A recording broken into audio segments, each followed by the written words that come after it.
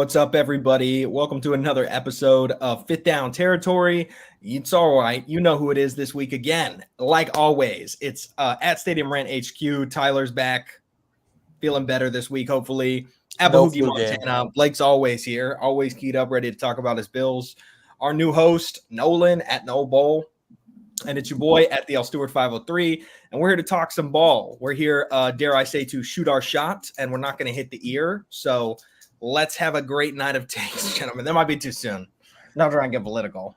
I wrote it down. I was like, am I going to say this? Shouldn't have said it. That was good. You said it. No, you said it. Shoot our shot. We're not going to hit the ear.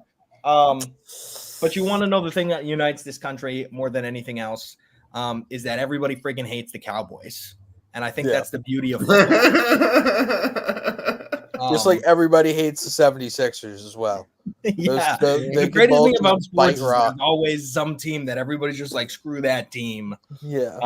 Me and the Knicks fans just collectively say that. And like me and Bills fans can also collectively say, fuck the Cowboys. So thanks everybody for taking a break from the new college football game. Hopefully your DMs have been productive and your college football team is on the road to glory. And hopefully shout out to everyone who participated in our giveaway. We were super excited to finish that up, and hopefully those guys are enjoying their copies. And today we're going to be talking about the NFC North, which to me is like one of the hardest to rank divisions in football. Yeah, right now. It was a struggle going through and picking the records, honestly. I feel like this one is so much more of a crapshoot than anything else we've done. But let's start with the reigning division champs, the Lions. Before we do that, I guess, let's start breaking news real quick. After what seems like an endless saga, Brandon Ayuk has officially requested a trade from the 49ers, strongly being linked to the Steelers and Commanders. Do you guys have anything to add to this that I feel like we haven't talked about in previous weeks? I just want to say that the Patriots actually called and sent an offer, and they were told that he was not being shopped. That's from Josina Anderson earlier today, which makes me super happy on one point that we're actually in the like somebody made that phone call in the organization. But then again, I'm super sad because he's actually not on the team. So like really no news, but at least like I get to see that like my GM actually is like, oh, well, I think we should go get this guy. You know what I mean? I mean, it's like, how many times do they say a player's not available and he really is, though? You know, like that could be the initial window dressing or whatever. But at some point, like, they're not going to want this hanging over their heads as they go into training camp, which is happening here. I think theirs is next week. Yeah, training camp start pretty much mostly like training camp starts this Wednesday for some teams. Yeah, I think the Niners is next week. So yeah, it's like, do you really want to be dealing with this? Like, you've been having contract talks. Supposedly, they're not close at all on what his value is. And I feel like he's coming off a good couple seasons and he's proved his worth. I'm like, I don't know that he's going to be valued much higher than he is right now. I feel like you can get a first and probably some change for Brandon Ayuk. I'd give up a couple seconds if I'm New England. I can't in good conscience give up a first only because it's a possible top 10 pick. Like, yeah, if you're a bad team, I think you're like maybe a future first or something. But like for competing teams or like, I don't know, like for the Steelers, I would give a first if I'm the Steelers. Yeah, no, they're always right around that like 18 to 24 point there. So yeah, no, I'm with that. You guys have any thoughts? I mean, to me, I'm like, if Jerry Jones wants to go all in, like I just hate it on the Cowboys, but like I feel like this could be a pretty marquee acquisition. They just don't have the money for it. Is the problem? Yeah, he's got to get paid. It'd be a 1 year rental. I couldn't see it. Yeah, I don't.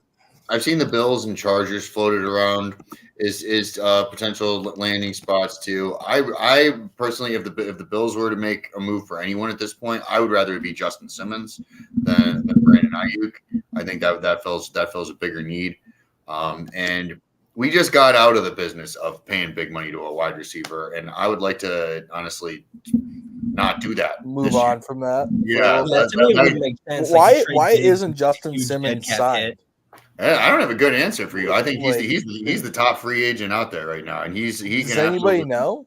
The safety market is so weird. My guess is he's wanting a certain amount of money, and no team is willing to pay it yet. But I mean, At the end of the offseason, someone's going to have this money and just be like, why wouldn't we bring in Justin Simmons? He'll be signed. If you're a contender and you have a need at secondary, he's been there was no drop off in his play. As of June 1st, we actually do have the money because after the Trey White deal, there was like it was a post June 1st designation, and then after that, we got like another $10 million in cap space, so we could do it. But then if we do that, we have pretty much no flexibility the rest of the year. I feel like that's really like so many teams are trying to hold money. Like you also have to think, look at some of these teams that haven't even signed their first round picks yet. Like we're still arguing over those contracts. And who was it that just got Caleb Williams just got a fully guaranteed rookie contract, the $22 million. So I mean that's not like pocket change for these. It's not a ton of money, but I think everything settles, and I think safeties are always bound to be the last thing to move, right? Like Quandre Diggs is still out there too, and he's a pretty good safety. Yeah. So, got any thoughts, Nolan?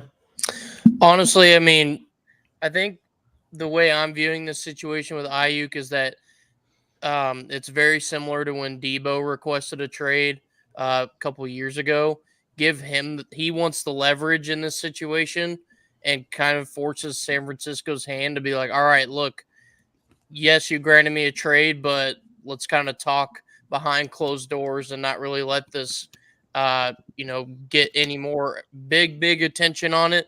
Let's figure this out and keep me here in San Francisco. But I mean, the interview that was put out of him I think that came out today, of him at his locker, and they said, what does your future look like, or does your future look like it's in San Francisco?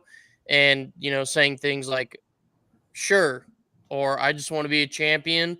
It was very cryptic, but at the same time, it's like, all right, if San Francisco will pony up for him, great. If not, they know they're going to get good value out of him, and that's just where it sits. Honestly, San Francisco has a better situation than he does, but we'll let him think he has a leverage.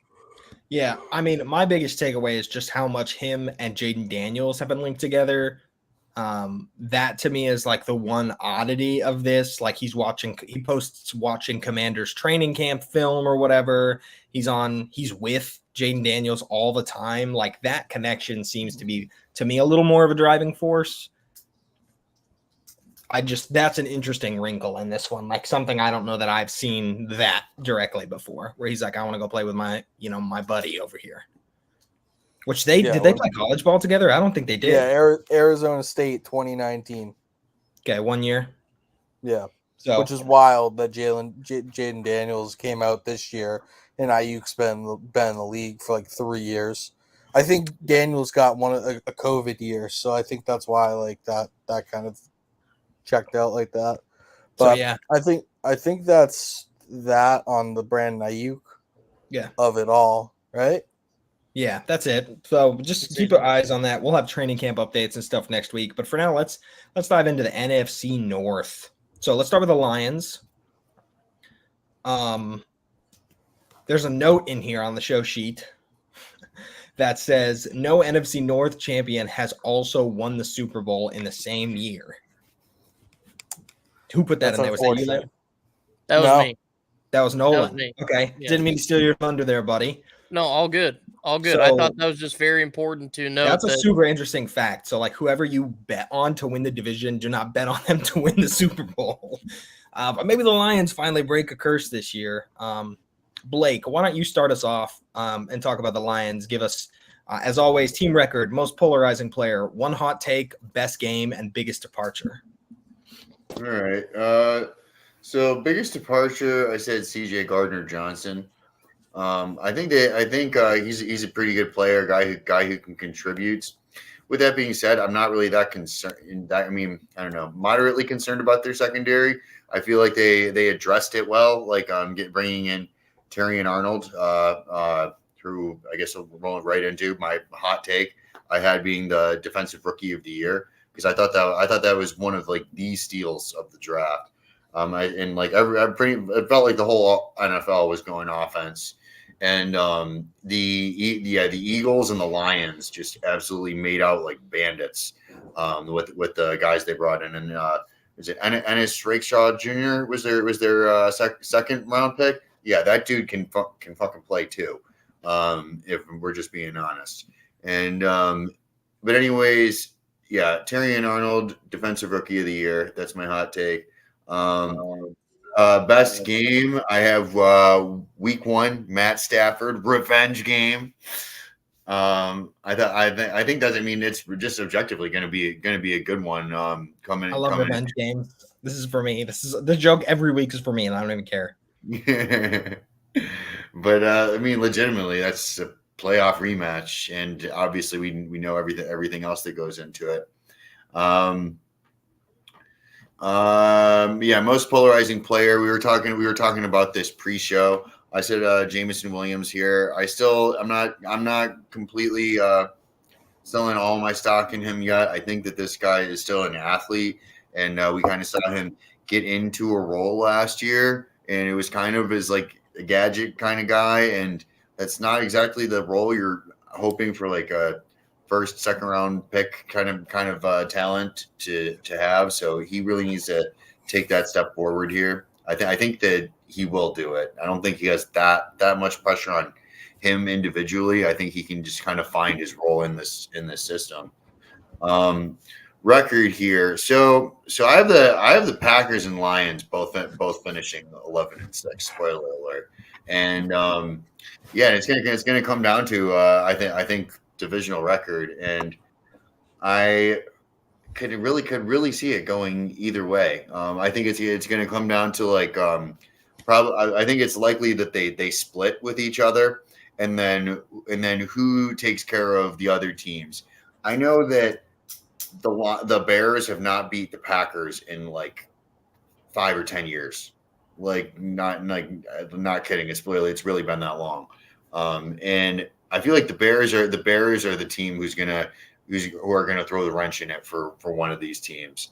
And because I don't believe in the Vikings at all. Like I was going through that Viking schedule and couldn't pick it up. So yeah, I'm gonna go with the Lions to win the division, and but the Packers to go deeper into the playoffs as a wild card. So yeah, I was kind of rambling there for a second, but biggest departure here, I went with linebacker Devondre Campbell, and honorable mention safety Darnell Savage. You just switched up to the Packers from the Lions. Oh, I'm sorry. Oh shoot, I was looking at the wrong spot. I already said CJ Gardner Johnson. I got through everything. My bad. I'll run it next real quick. I have the Lions going 12-5, pretty similar to Blake. This team only got better, like with the addition of Terrion Arnold, who is my most polarizing player, because I think he's going to force his way into a starting role and could have like you said, a defensive rookie of the year type year, like a Sauce Gardner, like, hey, I'm here, like you guys are not going to be able to score on me, and this defense is going to be gross because of it. Who is the guy that they got in the second round? I'm blanking on his name. Ennis Rakeshaw Jr., I think. Ennis Rakeshaw Jr. is like a little bit bigger, faster, like kind of more of like a physical man corner than Terrion Arnold is. And I think that he's going to thrive possibly on the other side starting by like week 10 or 12.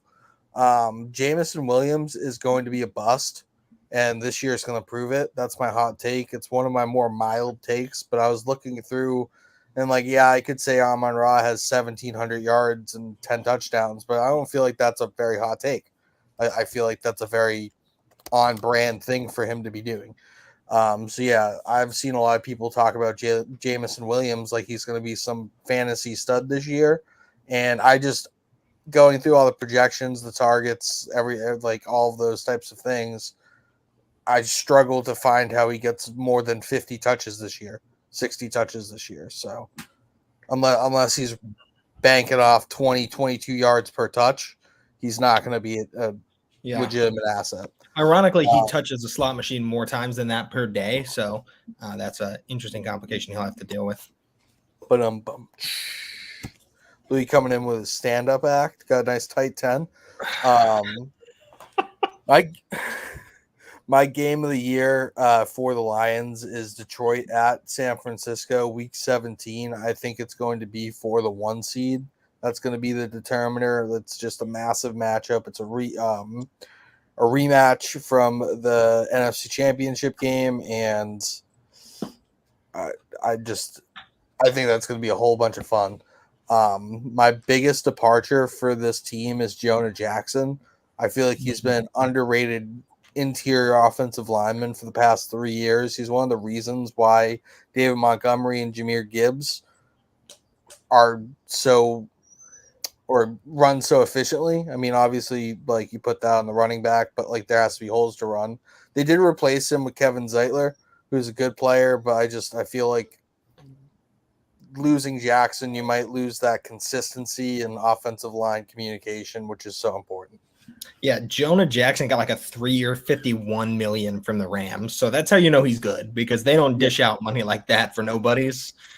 They do their homework on that. So yeah, Jonah Jackson's a big loss for them, I think. Mm-hmm.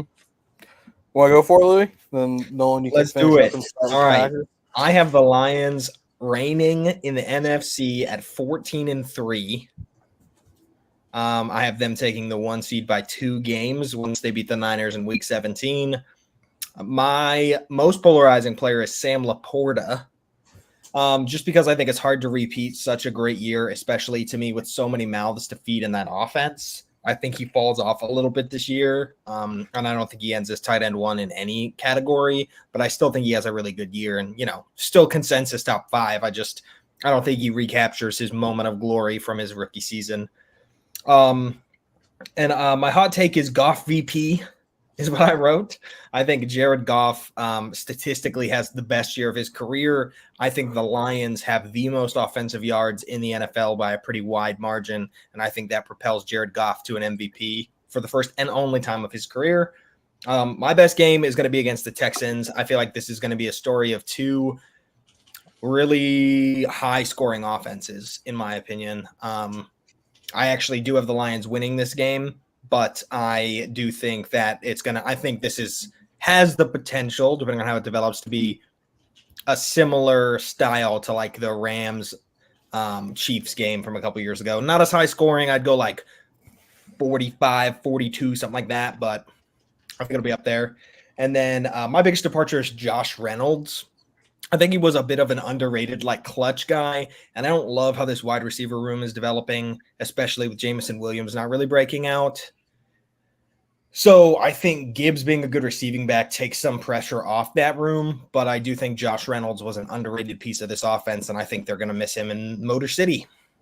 He very well could be the Broncos' number 1 receiver after Cortland Sutton gets moved at the deadline. Yeah, I like Josh Reynolds. I think he's got good hands. I think he's got good vision. I don't think he's an athletic freak by any means, but I think he's got a little more than people think too. Like, he's all around real solid player. Real solid player.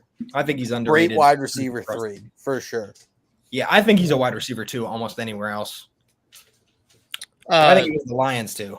Reynolds he got tons of love in that receiver show on Netflix, showing how he's making these little plays with some of his catches and then his blocking schemes too, where he's following and he's creating lanes for guys, in midfield for Amon-Ra and company. So, yeah, for sure.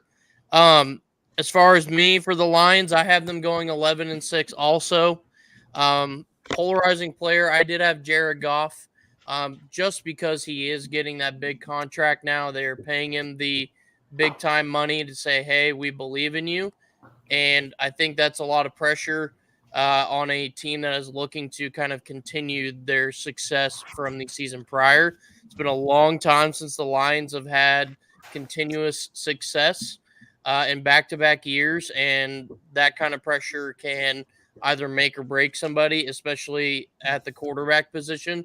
So I think Jared Goff has a lot of pressure on him to play very, very well, and that kind of feeds into what you said, Louis, about, he could be putting up MVP type numbers because he has to live up to the money that they are now giving.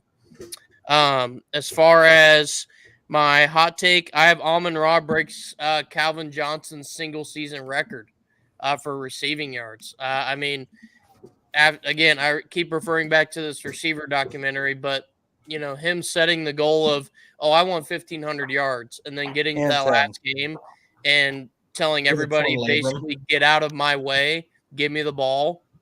I mean, I don't see why he couldn't get fed the ball and break that, and it just so happens to be one of the best, if not the best, Detroit Lions wide receiver of all time, his record. So it would be. He did that in a torn labrum as well, like Louis just said. So it's just like, if he's healthy for the full season, there's no reason why that can't happen. The dude is just so underrated. I feel like he's still underrated even with the payday. I feel like he's becoming more properly rated. Like, people think of him as like a slot receiver underrated anymore. I feel like people see him as like just a slot guy. When did the connotation of being a slot receiver become a negative thing? Like, he play a good portion of snaps from the slot. He just has great yak ability and great vision, and so he can play well from the slot and be meaningful. I mean, yes, he lines up in the X, but he does play from the slot a good bit, and I don't think that's a negative quality. No, I feel like people just love to be like slot receiver.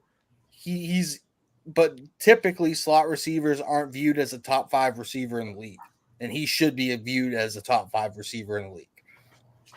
For sure. That was just my point. Sorry to butt in there. My fantasy team would be super thrilled if he does this, by the way.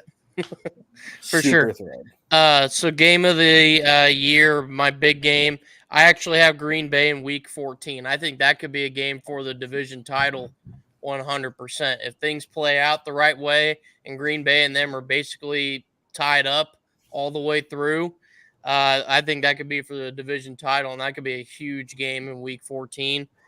As far as biggest departure, I changed my answer to CJ Gardner-Johnson just because it forced their hand to go hardcore in the draft at their secondary and go get a couple of guys that are going to basically step in and immediately try to have an impact. And that, not to say that that's a bad thing to approach it like that, but their hand was forced because they lose certain guys. So when that happens, I'd say that's one of your bigger departures. But I do have the Lions winning the division. I think if they can win that week 14 game over Green Bay, that'll set them up real nice at 11-6. And I'll just go ahead and transition into the Packers here. I have them going 10-7. So again, that last game, that'll be the determining factor. I have Jordan Love. I like to go quarterbacks at my polarizing player just because a lot of these guys have a lot of pressure on them. And why wouldn't Jordan Love, coming off of the year he had, the Cinderella run in the playoffs, nearly getting to the NFC Championship game, missing out on it by, a touchdown late or a conversion late, eventually just let San Francisco run away with it. So he has a lot of pressure to live up to the hype or continue to do so. My hot take, I got Josh Jacobs becoming their best player. Why not? I mean, hey, you're going to pay him big bucks to come in and replace Aaron Jones and be a younger version of Aaron Jones. Well, why wouldn't he go out there and try to have a career year for you in Green Bay and help you do well in the NFC race? And then big game, week 14 with Detroit. You already know that. And then big departure, I said Aaron Jones initially, but David Bakhtiari leaving as well or getting released. That hurts their O-line depth just a little bit. Yeah, he was hurt, and they figured out a way to play without him. Clearly, you saw them do it. So it might not be a huge loss, but it's big enough to where you are going to notice a full season without David Bakhtiari out of left tackle, and we'll see how they do. You're muted. I can run it next. I don't know who is going to go, but I'll go. I was going to tell you to go. I'm sorry. My dog's playing with a toy right now, and it's very, very loud. So I'm trying to. I've got a lower outlook on the Packers, I think, than some other people. I've got them going 10-7 this year. I think that's very close to what they went last year. I just think it's a tougher division. I think they get swept by the Lions. So I think you're playing a little bit of second fiddle here. I think they're playing for a wild card berth either way. I have Jaden Reed as my most polarizing player. I think he showed a lot of flashes last year. I feel like most people are going to gravitate on their most polarizing player kind of being around this wide receiver room and this offense. You could easily substitute this for Jair Alexander to me. Both of these guys, I think, have something to prove this year. Well, I can't do that because Goff's already MVP. Sorry. I like that's a hot take. Jordan Love MVP. Packers go 14-3 from NFL experts. He's literally, you copied my Lions flow bar for bar, buddy. Don't think I wouldn't notice. 14-3 and MVP. Yeah. I saw you. He's even hitting the rhyme scheme with you. I'm about to start rapping. New Eminem album dropping right now. Yeah, I think it's Jaden Reed. I think if anybody has the ability to become a true number one in this offense and eclipse 1,000 yards, I think it's Reed. I loved his game at MSU. I admittedly am a bit of an MSU fan, married into it, but when I watched these painful games, he was one of the bright spots, and I had a lot of hope for him coming into the draft, and I feel like he's really living up to it. So I'd like to see him take that next step. My hot take this NFL Experts podcast, is that I think Jordan Love regresses pretty heavily stat-wise because I think the run game is going to be much more efficient this year. I think they put him in less passing situations, and I think his stats take a little bit of a hit because of that. And my game of the year for them is Pack Jags. Trevor Lawrence versus Jordan Love. I feel like it's kind of like he who inherited the crown versus he who thought he deserved it.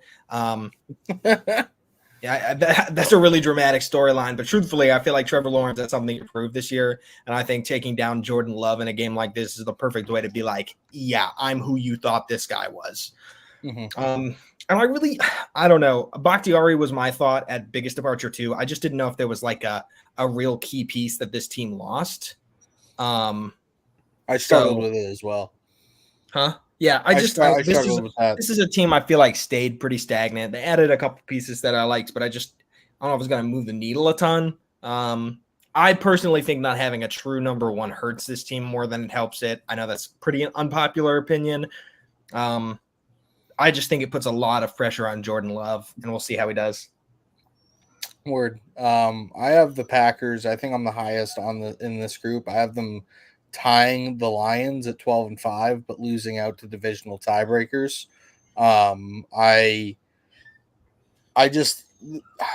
They just showed me something, man. For such a young team to get that far into the playoffs, I know they played the Cowboys, who habitually chunk rocks in the divisional round of the playoffs, but they got there. Like they gave the 49ers just about everything they could handle. They went toe to toe with them, and I think that's I totally agree. Like that's telling for a team that's as young as they are. Really, they have two basically second-year tight ends. Christian Watson's in his third year. Romeo Doubs is in his second year. Jaden Reed was a rookie last year, and Jordan Love, that was his first season of full playing time. So, like, if this team is going to grow at all, I think that growth shows up on the record. My most polarizing player is Christian Watson because, kind of like you said, like they don't really have a established number one, but I mean Watson has every skill set needed to be that number one guy if he can get his hamstring right. That's a big if. Like I've been a Watson guy since he got drafted, so like I'm still waiting, still sitting here in the corner, being like, come on. Put together a full season with full snap shares, and you're just going to be a problem. But alas, the Packers, my hot take, won't have 1,000-yard receiver this year because the depth chart's so diverse. Because like you have Josh Jacobs now, you have Musgrave and Tucker Kraft, like I mentioned, and the three wide receivers. Even Bo Melton and Dontavian Wicks are getting love in that receiving room. So, like, I just think that there's too much for somebody to get over that 1,000-yard mark, and I do think Jordan Love's going to have like a 4,800 passing season, even without that top tier receiver. My game of the year for them is Week 7, Packers versus Houston. It just screams everything you want in like a primetime matchup.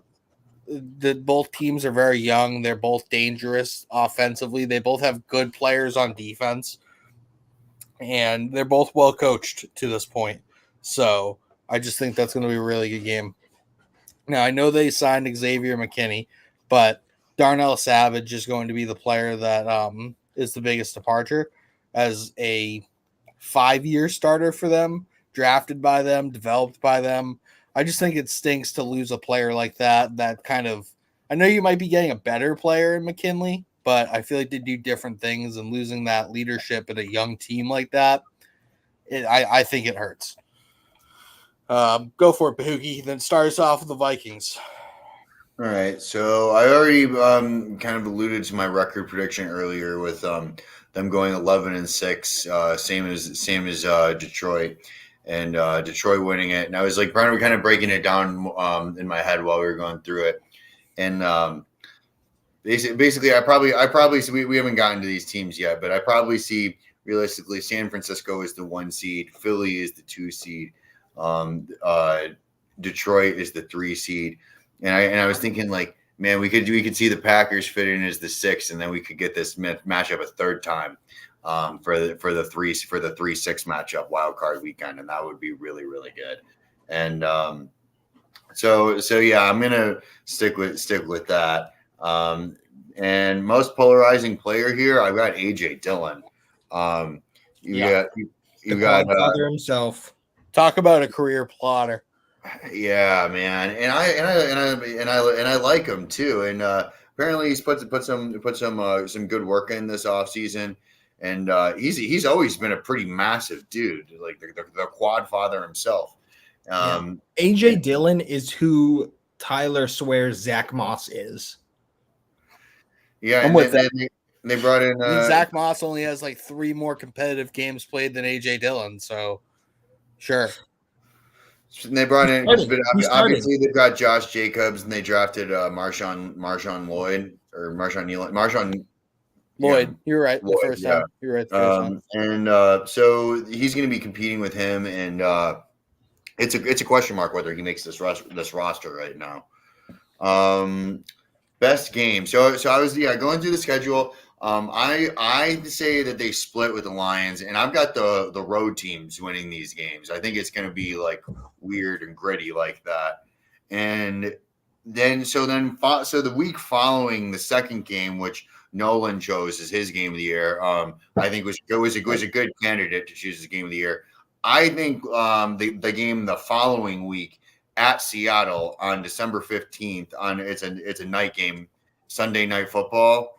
That's a big one. And how do you follow that up? Is in my head, I say you go into Detroit and you get a win. You come back for a week of practice, and now you're going to go out for a West Coast trip in December against Seattle, who could potentially be competing. I don't. Seattle's another team. I really don't know what to expect, but I just think that's like one of those really important late season trips, and then they finish up with the Saints, Vikings, and Bears. So I think they should feel pretty good about those last 3 games. So those the game that Nolan chose and mine together, I feel like will really kind of determine what happens in this division. That's going to be really close. I think Seattle is 5-12. You can make leaning. Yeah, I'm kind of leaning towards agreeing with NFL experts here on this one. I like when we're doing these, when we're watching the matchups and like looking at them to make the record, I feel like Seattle is just always a team I'm just like penciling in for losses. You know what I mean? Like, are you guys doing that as well, or is that just? Yeah, I'm not high on Seattle this year. There's a handful of games where it's like where they're going against like an East Coast team, and it's like I know they're going out there and like maybe they had a tough game the week before that. But I feel like it's like circumstantial, like, oh, maybe they could win this or whatever. There's not that many like where I see Seattle and I'm like, oh, this is definitely a dub for Seattle. Mm-hmm. I agree with that. But so then moving forward here, biggest departure. I alluded to this. I had Devondre Campbell and Darnell Savage. You mentioned Darnell Savage. I tried to pay attention to good linebacker play. That was my position back in the day. I think Devondre Campbell was a decent guy. Hot take. Jordan Love taking this team to the NFC Championship. Whew. Like it. I like it. It's piping. No, that's very hot. That's a hot take. I like it. But yeah, sexy. No. But so yeah, I have them going into Detroit after losing the division, but then winning as the wild card, moving ahead to probably face the Eagles, I would assume, and then we get the two young quarterbacks of the future in the NFC, Jordan Love and Brock Purdy, in the NFC Championship. And sorry, I was about to share that one. So that, can I take a guess and say you might be a Packers fan? Is that fair? I'm pretty sure NFL Experts is Wayne. I think he's a Patriots fan at heart. Is that Wayne? That's a Patriots fan? I believe so, unless it's his co-host. Wayne, is that you? Give us a nice little comment if that's you, buddy. Thank you for watching. 14-3, Jordan Love MVP. They win the Super Bowl, and he's Super Bowl MVP. That's his tag. I wasn't saying all that. He's like, don't put me on the hook for that. All right, so I'm rolling it in. Are we doing Bears or Vikings next? Go Vikings next. Vikings. All right, this team I have zero confidence in. I thought you were about to say you guys. I saw a couple people putting them around like 6 or 10 wins. Man, looking at the first, I was pulling up their schedule. Look at like the first 8 games on their schedule. I gotta read them off here. Go for it. No, I really have to. So yeah, I'll choose my game of the year for them is one of the games I think they can win. Week 1 at the New York Giants. And even then, football Giants. If you guys, I don't know if you guys have seen any videos of Daniel Jones, but he's probably added like 20 pounds of muscle. He looks actually pretty good. I don't know if that means if he can throw the football. He actually has a wide receiver now for the first time in his career. But yeah, I saw everyone looks good in their summer workout videos, but he actually has put on some size for what it's worth. But then after the Giants we go. Niners, Texans, Packers, Jets, Lions, Rams, Colts, Jaguars, Titans. Yikes! Those are all the Titans. It's bookended. It's bookended. Like, one in the beginning, one at the end. There. Yeah. Okay. So depends if that's a Trevor Lawrence ankle game or not, though. You never know. So yeah, I've got this team winning 3 games this year, and I don't know which games they are. That like I'm just kind of like. Okay, maybe here. I don't like, and it was hard enough to go 0-16, so it's even harder to go 0-17 in theory, right? So I picked him to win 3 games. Most polarizing player is Jordan Addison. Do I need to elaborate? No, I don't think so. Sorry, can you say that again? I was driving. No, that one's too soon. All right. All right. Yeah, that one was not the assassination one. My bad. Okay. We're gonna get canceled in real time. Somebody will cancel us eventually. It's okay. Okay, I already gave you best game. Biggest departure is Kirk Cousins. Okay, what are we talking about here? How can it be anyone that's not Kirk Cousins? I chose somebody different because you chose Kirk Cousins. All right, fair. That's a fair answer. That's a fair answer as a co-host. I like. I didn't get to the sheet quick enough to claim Kirk Cousins one. That's why I make a point to get my answers in first, so early, so no one else. The real key to it is just not reading other people's answers, so I could be like, I didn't see it. Same answer. I don't know. You just have to not care. And so with that being said, my hot take, it's probably not going to happen, but Jay Jetta being available at the trade deadline because what other move does this team have? They can't do that. Not with the dead cap hit that they'd have to take on. Yeah, given him that contract. I guaranteed he's getting. That's also what they said about Stephon Diggs. But they let Diggs play at least another year after they extended him. They didn't trade him that year. Yeah, you're probably right, but no. As far as hot takes go, That's right up there with Hollywood Brown having 1,000 more receiving yards. I swear, next yeah. I was gonna Chiefs say, receiver. somebody on the show one day is gonna be like, he catches the game-winning touchdown between his butt cheeks, and someone's gonna be like, "What a good hot take!" But then something like that said, and they're like, "No way!" I still can't believe that. It was like 25, 26 yards per catch with like 80 catches. And he still didn't do it. It was still like 100 yards off. But no, it's okay. Keep going, Bahuki. Sorry to mess with your flow there, brother. No, I got through it pretty quick. That's it for the Vikes.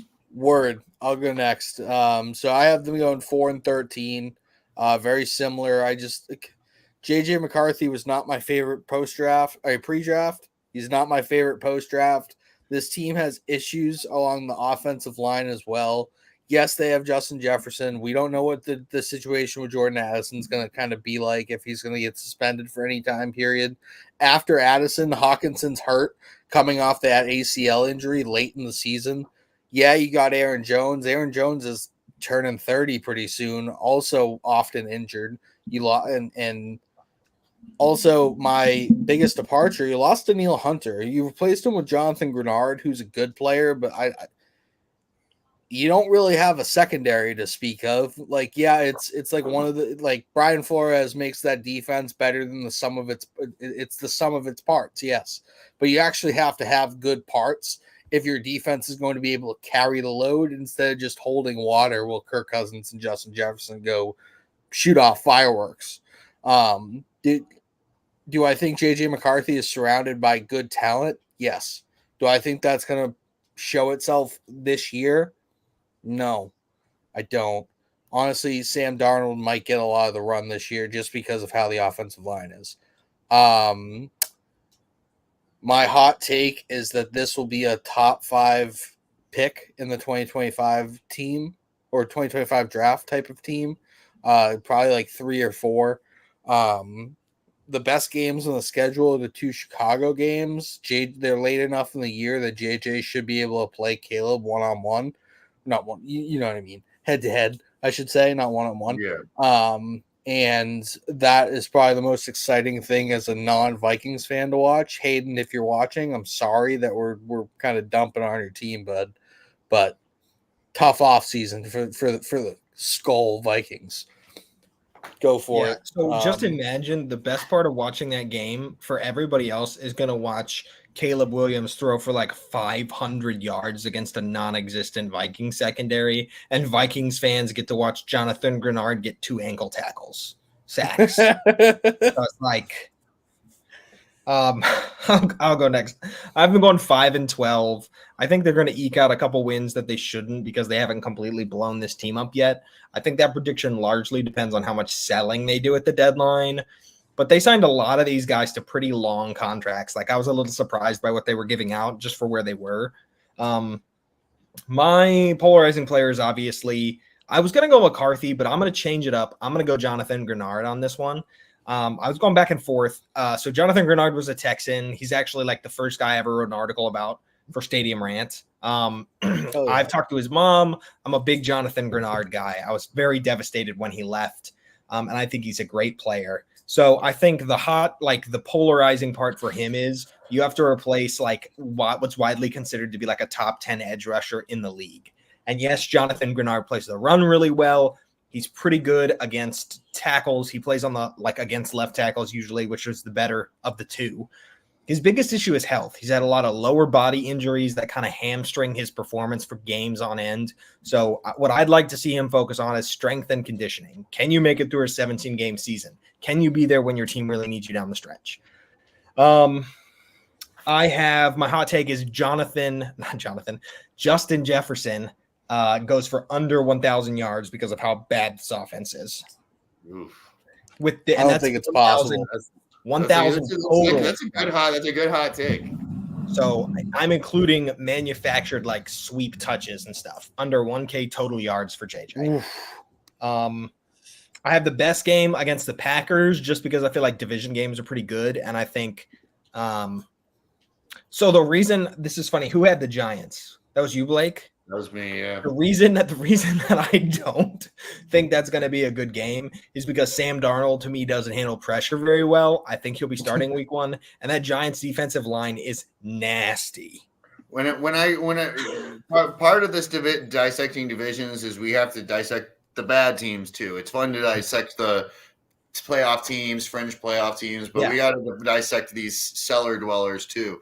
And for when I'm going with those teams, it's so hard to pick a game that I'm looking forward to. I choose one of the games where I'm like, maybe they have a chance in this game. And that's how I choose the game, and that was why I landed on the Giants. So, the Packers, I think, have a less lethal pass rush, which I'll give them. And the Vikings have a pretty good tackle duo. I have some concerns on the interior, and I just think the Giants have a nasty O-line. So I'm going with Packers here. I don't think they'll play very well against them, but I think it'll be a watchable product. And then what's left? Oh, biggest departure. I'm also going Danielle Hunter. I just think it's a big part of who this team's identity was. I think he's incredibly underrated. I've always thought that, not just because he came to the Texans. He's just been a good player, and I think he's got potential. When he's on, he's a game wrecker, and I think they're going to miss that kind of mentality on the defensive line. Real quick on the Justin Jefferson note, I have him statted out for 111 receptions at 15 yards per reception, so 1,600 yards and 12 touchdowns still, even with Sam Darnold and what's it called? JJ McCarthy. Because if you look at it, let me pull it up real quick. When he came back from injury without Kirk Cousins last year, he still had, there was a 4-game stretch where he still had 10 for 84 and no touchdown, 10 for 141 and a touchdown, 10 for 59, then 14. No, I'm sorry, messing that up. Those targets. 7 for 84, 6 for 141 and a touchdown, 5 for 59, and 12 for 192 and a touchdown with Nick Mullins as his quarterback. So he's pretty much quarterback proof, but I just don't think they're going to win many of these games. I think he'll still put up the numbers, but I totally understand your reasoning for putting that. That's a very, very hot take and a very this team's probably going to be playing from behind. So I feel like they are still going to have to throw. I personally just think he's going to get a lot of doubles, and I think they're going to try and bait young quarterbacks or dudes like Sam Darnold into a lot of turnovers around Jefferson. And I think they're probably going to try and use him more as a distraction to try and open up guys like Addison on the other side or Hawkinson across the middle. So I think he is just going to have a rough year. I think he's going to get one.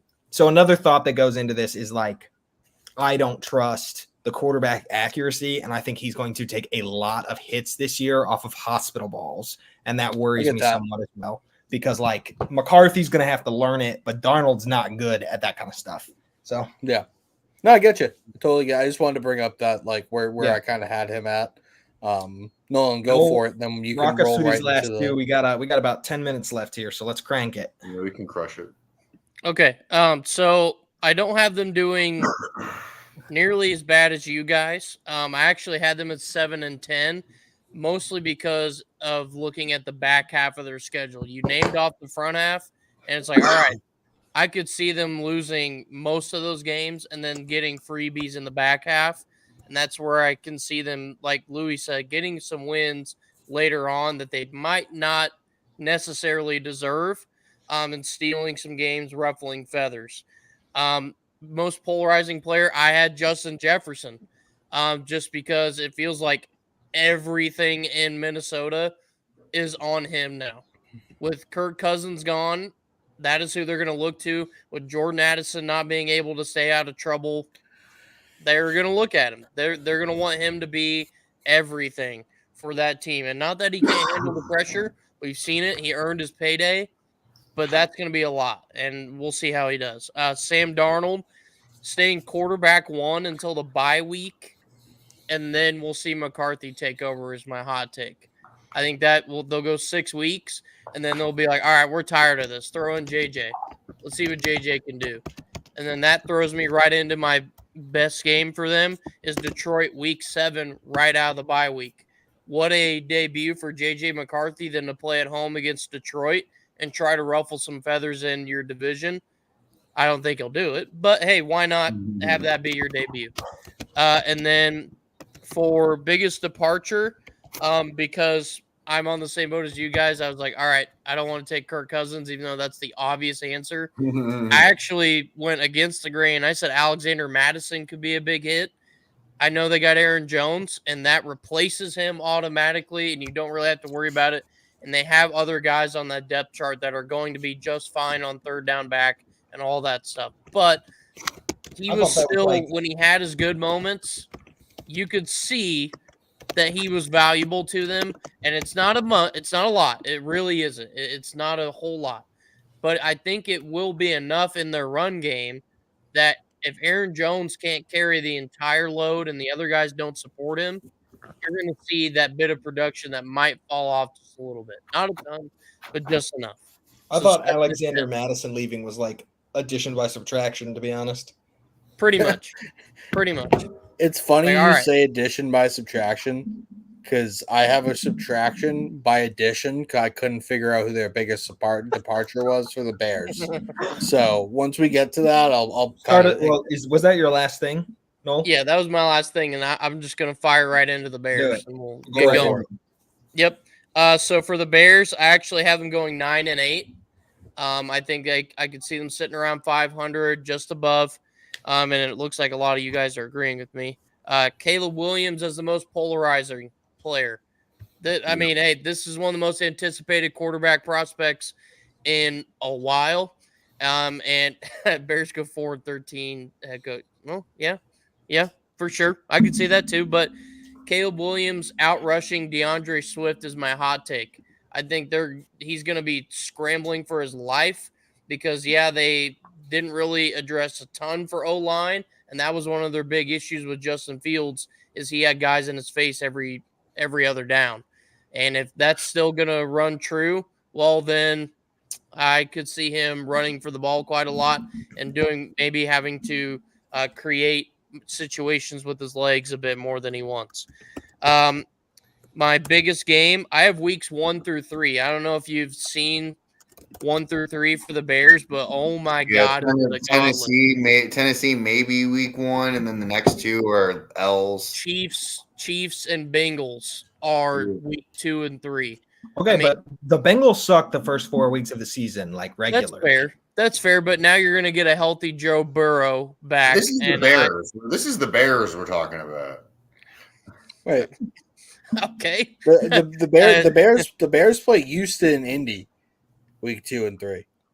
Well, do they play? Well, no, he was saying because the Bengals suck, and I'm like, yeah, the Bears kind of suck too. That was what I was saying.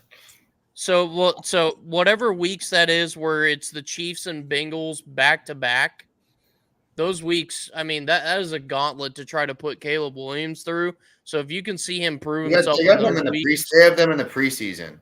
Is that? I was going to say they don't have them. No. Yeah, I was so confused, man. Yeah, Bengals. That's my fault. That's my fault. I was looking. I was like, they don't play the Chiefs. Yeah. So, well, I'm with you, but they go Titans, Texans, Colts, and then Rams are the first 4 weeks. I was kind of with them and them having a rough start, but I think Titans, Texans, Colts are going to be challenging games for them. So, okay, regardless, I think beginning of the schedule is a tough start for him. Sorry about that. Double down. It's okay, baby. It's okay. Double down. Yeah, whatever. He's going to struggle in somehow the the Bears end up playing the Chiefs in the regular season. Whatever. Scorching. Biggest departure, I had Eddie Jackson just because that kind of cuts into their secondary a bit. They addressed it a little bit. They signed some guys back to big deals, and they're solidifying it a little bit, but not enough. I think you're going to see Eddie Jackson's departure show up quite a bit, at least in the secondary and the deeper part, if their cornerbacks get burnt off the jump. So we'll see. I'll go next real quick. I totally disagree with your Eddie Jackson point. I think they have Tariq Stevenson. They have Jaquan Brisker. They have Jalen Johnson and Kyler Gordon. Kevin Byard came in free agency as well. Like Kevin Byard is literally toast crumbs right now. What are we talking about, guys? Him and Eddie Jackson are probably the same, in my opinion. That's true. Okay, that's fair. But yeah, I think their secondary is actually going to be a strength of this team. But so kind of pointing back to what you said about addition by subtraction, I have subtraction by addition here because my biggest departure isn't a departure; it's the hiring of Shane Waldron, who I think sucks. I think this guy is cheeks, honestly. He got promoted after Dave Canales rehabilitated Geno Smith.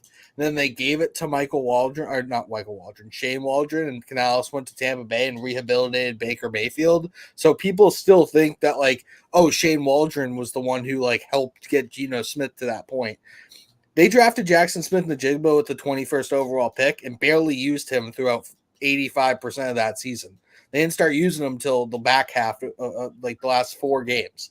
And I get he's a rookie, he takes time to kind of develop, but they weren't even running 3 wide receiver sets for a long period of time. They're running 2 tight ends with 2 bad tight ends.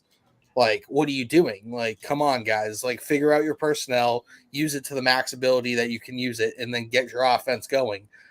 The Seahawks have always had good pieces on their offense, and their offenses always seem like you're like, it looks okay, but like they should be able to squeeze more out of this. And I feel like that's a problem for Rome Odunze, and that's going to be a problem for the whole Bears offense as a whole. With that, I still think they're going to go 9-8 because I actually think this defense is severely underrated. Once they got Montez Sweat, that whole trajectory of that defense changed entirely. Like everything started clicking, their pass rush started working, and their secondary, as we kind of spoke of, is very good.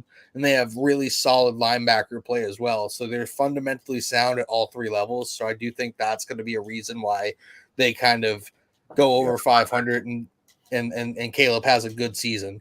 My most polarizing player is a person that I feel like no one's talking about anymore, and it's DJ Moore.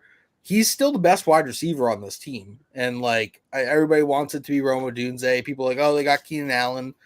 Yeah, those are gonna be B pieces compared to what DJ Moore is going to do. Again, this might be, like I've said it for 3 years now. Oh, this might be the best quarterback DJ Moore's ever played with in Caleb Williams. Best thrower of the football. Maybe Baker Mayfield, but he was in Carolina at that point in time. So like I'm scrubbing that out of my mind. And I feel like just kind of people are saying that, oh, Rome and Caleb have like this connection already. Like he's going to bump DJ for targets. I just don't believe that's true at all. And if it is, I don't think DJ is going to be all that thrilled with it. Like they kind of invested in him to be their number 1 wide receiver. And now that you have Caleb in there, I don't think he's just going to change it up. And if they do, I don't think he's going to be thrilled, kind of turning him possibly into a diva wide receiver, which I don't really think that he is, but the situation could happen. Then my hot take for this team is that they win a wild card game. They get in as that last spot as a 7 seed and beat like an Eagles number 2 season or number 2 overall. Cause like, I just feel like that Eagles team is a little bit more dysfunctional at this point. I feel like they could be vulnerable. Week 5 versus Carolina in the ultimate revenge game, and like what could have been for the Panthers if they had just kept their picks and DJ Moore. They could have Caleb and DJ Moore, could have drafted now I'm blanking on who went at the top of that draft. They could have drafted Will Anderson instead of Bryce Young. Yeah. DJ Stroud instead of Bryce Young? No, because they had Caleb Williams coming in at that number 1 overall pick. So you get your edge. Well, they only got up that high because they traded. Yeah, no, the Panthers had the number 1 overall pick this past year. But you're saying they could have had Will Anderson. Like, where were they picking? Like 9th or something? They drafted. That was last year. No, they would have been picking first last year. No, they would have been picking 9th. They would have been picking 9th. Yeah, you're right. Okay. Yeah, I was gonna say. I was like, I'm not. They could have had a better collection of players, and that trade. It's just going to be a slap in the face for that trade for them, right on their face. That's it for me. Ran a bit long. Louis, go for it. It's all right. I'll shoot it quick. I have them going around 6-11, 7-10. I think this team improves. I just don't think it improves that much. DeAndre Swift is my polarizing player. I think he got 1,000 yards behind a really good O-line. I think he's like sub 700 this year. I don't think he's got good vision. I don't think he's a good back. And being the first guy signed in free agency is wild. Head scratcher. Huh? It was a head scratcher for sure. Yeah. He's not I think my hot take is Williams breaks 4K for the first time ever in Bears franchise history. He does it his rookie year. I think he does that off a couple really big games. And I think at the end of the season, when I don't think they make a wild card spot, and I think they're going to be pushing for that to be broken, and that'll lead to pass heavy offenses their last couple weeks. My best game on the schedule is the Commanders, number 1 versus number 2 kind of deal. And then I don't really have a player departure for this. I feel like this team just got better. I really struggled to find specifically for this team a guy that I was like, they're really going to miss him. So I just don't have one. By addition. Yeah, I think every player they lost, they replaced better. So Word, go for it, Bahukas. All right, so record, I got 8-9. This was probably one of the hardest record predictions of any of the ones we've done for me so far, just because like there's like so many question marks around this team, and they got better in theory, and I just don't know. It's hard for me to believe on teams like when they just get better on paper, but I just haven't seen anything on the field. So I think 8-9 is a realistic, middling, not quite record for them. Most polarizing player, I said Tevin Jenkins. That guy is just not very good. And hot take, I said Cole Kmet doubles his touchdowns counts this year. It's pretty good. Wow. I like that. He had 6 last year, so I said he comes out with 12 this year, and is a great red zone outlet for Caleb Williams. And for as much as I am a hater of Caleb Williams because he went to USC, I'm always a Notre Dame tight end stand. Notre Dame's put out a number of good tight ends, and Cole Kmet has not been that yet, and I need him to change the narrative. So that's why I'm saying. And best game on the schedule. Kind of going off of what Nolan said with the first 3 weeks being a gauntlet. We talked about it earlier. Tennessee week 1 at home. That's a game they could win, but that's I don't know. Week 2 at Houston, no. At Indianapolis, no. I say also no. And then they come home against the Rams week 4, and then the following week get the Panthers. So like if they could win that game against the Rams after what's probably 2 losses, maybe 3, then they could go take that momentum into the game against the Panthers and beat the Panthers. I think the Bears are better than the Panthers. And then maybe start to build some momentum. I think, but so that was kind of where I was looking at it. It's kind of like it's early in the season, but it's kind of like I think going to be a pivotal moment in that week 4 game. Biggest departure, I said Cody Whitehair, offensive lineman. This was partly like because of like how like where his contract was at, partly because of a decline in play, and this again is like a team who doesn't really want to be losing offensive line. It's true. All right, guys. That's all I got. That wraps it up for us. Thanks for sitting through another episode, joining us, even though you should be building your dynasty in college football. We hope you all have a blessed week. We'll see you back here next Tuesday. I think we're doing NFC West next Tuesday. Yeah, do the NFC West. We're going to do NFC West for our next division dissection. We'll have some training camp news. Preseason's right around the corner, guys, so we're almost there. Check out stadiumrant.com for articles, other content videos. There's all kinds of stuff over there, guys, so make sure to check them out. And as always, have a blessed week, and we'll see you next Tuesday.